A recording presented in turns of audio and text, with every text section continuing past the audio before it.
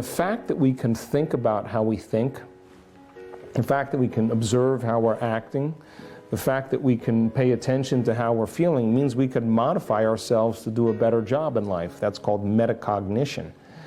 So when a person begins to wake up to who they're being, and then they say, like Gandalf on the bridge in Lord of the Rings, "You may not pass today." That kind of decision becomes an experience for the person that they never forget. That kind of willingness to change is when they transmute those survival emotions into elevated emotions.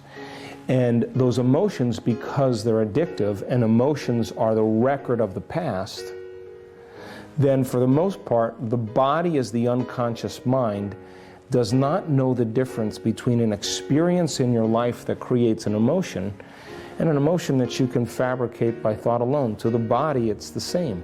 So a person who's living in anger every day or sadness in every day, their body as their unconscious mind is believing it's in the same past conditions 24 hours a day, 7 days a week, 365 days a year. The body's in the past. So when a person takes that emotion and literally denatures it and turns it into another emotion, the freedom from that addiction, breaking the chains from that emotional addiction, is called self-love. It's called joy. Now there's a liberation of energy. The person is in love with themselves, they're in love with their life, and they say, that was so worth it.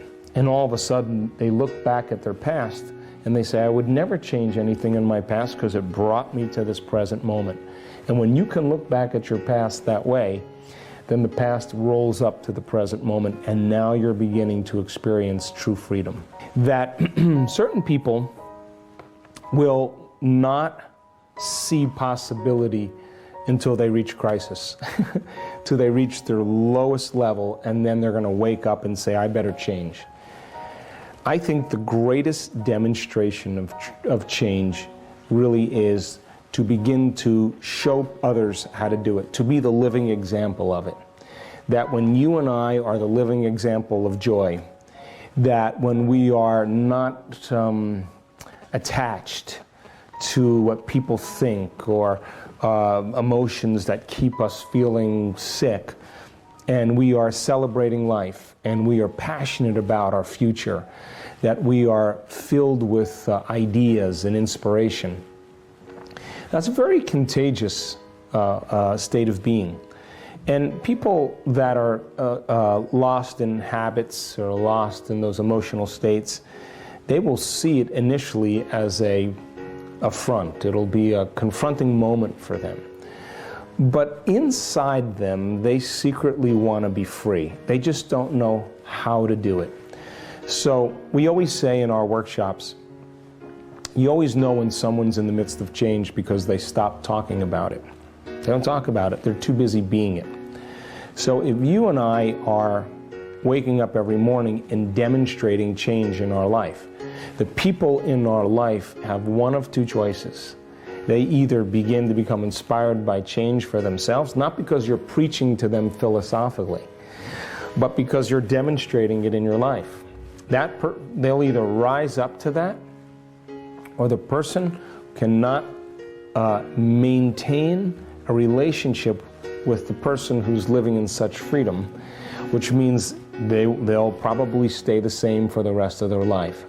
But if crisis happens, they may make another choice. So my recommendation for people who are steeped in habits and emotional states and patterns of thought, the individuals around them have to live in a state of joy.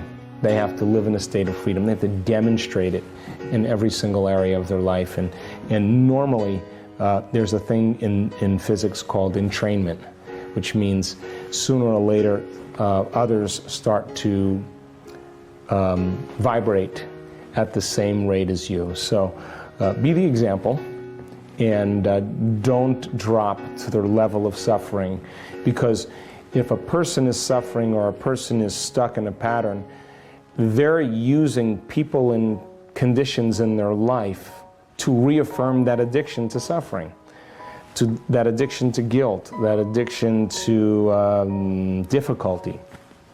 But if they're no longer using you for that addiction because you're overjoyed, they have a choice now. They can surrender that, and that's the greatest thing you can do for them, is to no longer meet them on that level, but begin to influence them to rise up, not by what you say, but who you are. You have one of two choices. Now listen, nothing wrong with feeling frustrated, nothing wrong with feeling sad. Emotions are not bad. They're the end product of past experiences. And we can remember experiences better because we can remember how we feel.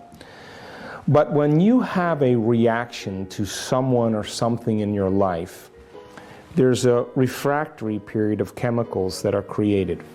There is an alteration in your chemistry. And if you don't know how to control that refractory period, and you allow it to linger for hours or days, that's called a mood. A mood is one long emotional reaction. If you keep that refractory period going for weeks or months, that's called a temperament. So I say, why are you so frustrated? Well, I lost everything 6 months ago, and I'm living by the same emotional reaction. If you keep that emotional reaction going for years on end, that's called a personality trait. So most people's personalities are defined by the emotions that they memorized. And so you would say, why are you so frustrated? Well, I'm frustrated because I lost everything 9 months ago, or 2 years ago, or 5 years ago. Now, purely from an objective standpoint, what that means is I was altered in some way because I lost everything, and I haven't been able to change for the last 2 years. As a matter of fact, my frustration keeps me connected to my past.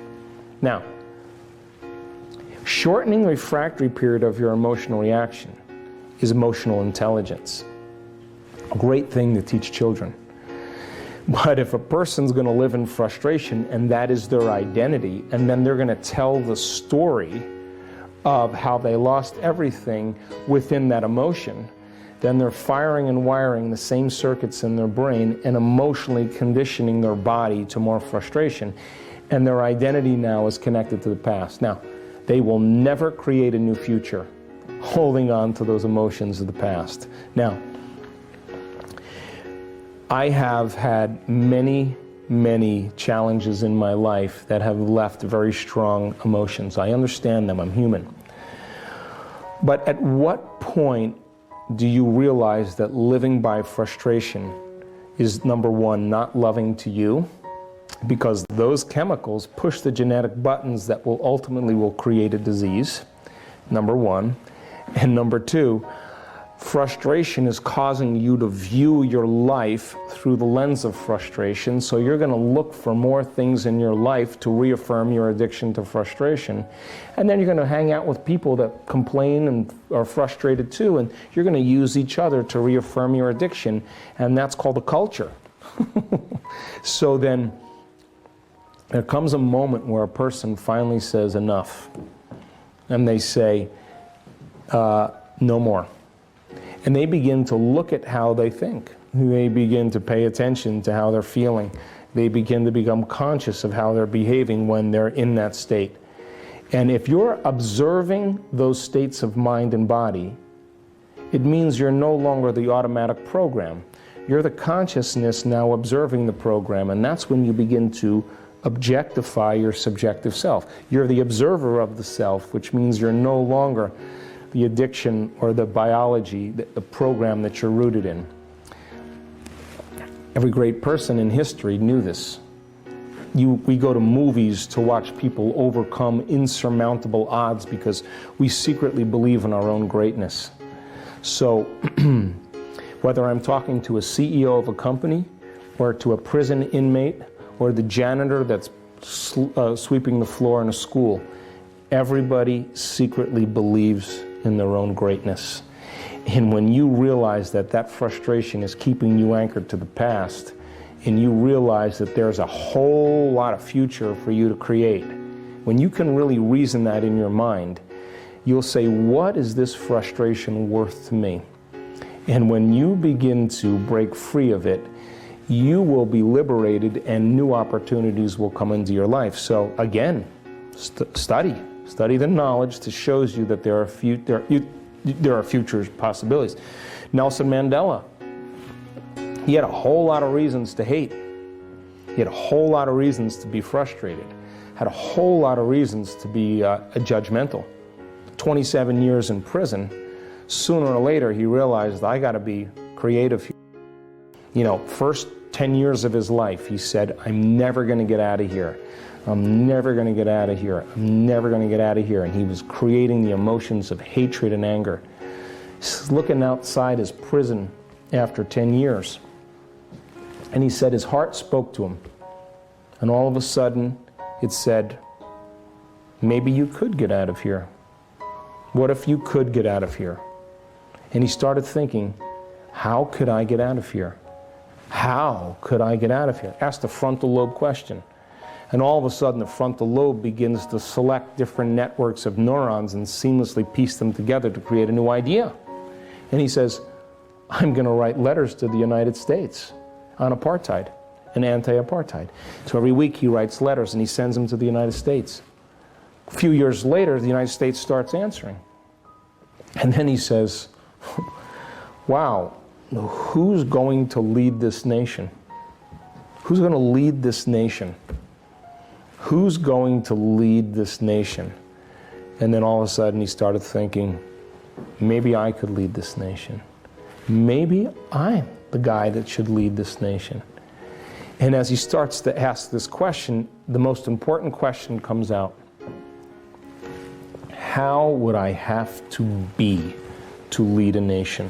Now this is greatness. And he transmuted his hatred into kindness. He took his judgment and turned it into compassion. He took his bitterness and turned it into unlimited mind. He walks out of that prison 27 years later. He gets to lead a nation. I hope you loved this amazing and inspiring speech by Joe Dispenza. I'm sure you'll be motivated to apply this advice to your life and find the courage to start making changes to step into your desired future. It's all about you. We are continuing with our daily practice of completing the inspiring quotes. In the previous video, we were looking for 2 words of Joe Dispenza's quote. The quote goes like this: when you get uncomfortable in the place of the unknown, that's where the correct answer is magic happens. So when you get uncomfortable in the place of the unknown, that's where the magic happens. Congratulations to everyone with the correct answer and to everyone who tried but didn't guess the answer. Since I know you love Joe Dispenza, today's quote is also from Joe Dispenza.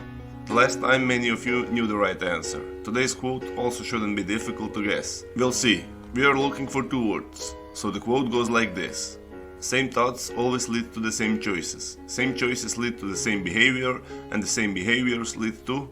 Write your answers in the comments below the video and tell me if you love this video and our new way of ending the videos. If you love this video, give your thumbs